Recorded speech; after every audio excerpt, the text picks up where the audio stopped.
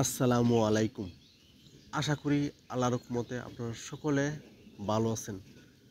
যাদের অ্যালার্জি, শরীরে প্রচুর পরিমাণে অ্যালার্জিটা আপনারা দূর করতে পারতেছেন না, তারা সহজে আপনি অ্যালার্জিটা ভালো করতে পারবেন। আমার অনেক সময় অ্যালার্জি থেকে শরীর চুলকায় আপনার ছোটো ছোটো গোটা হয়। আবার অনেক সময় অ্যালার্জির কারণে মাঝে মধ্যে বড় বড় গোটা হয়ে যায়। এই অ্যালার্জি চুলকানি আপনারা সহজে ভালো করতে পারবেন। এটা হলো নিম পাতা। এরকম নিম পাতা আমরা নিতে হবে। এরকম নিম পাতা আপনারা সংগ্রহ করবেন। নিম পাতা সংগ্রহ করবেন। তারপর এটা হলো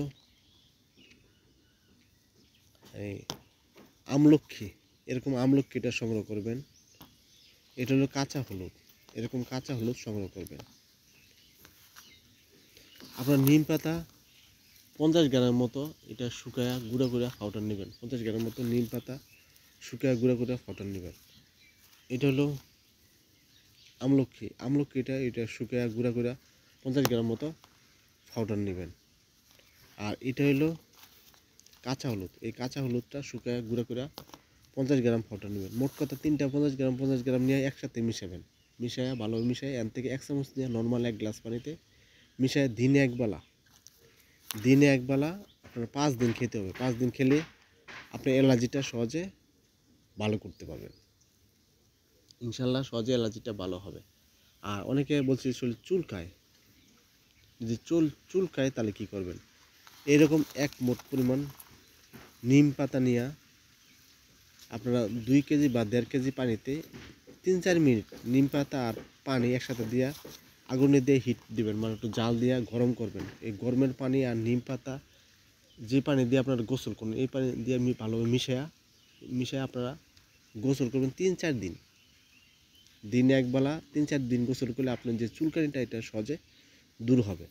আর আপনারা সবসময় যাদের অতিরিক্ত অ্যালার্জি তারা চেষ্টা করবেন ধুলাবালু থেকে দূরে থাকার জন্য, কারণ ধুলাবালু থেকে 60% অ্যালার্জিটা হয়ে থাকে।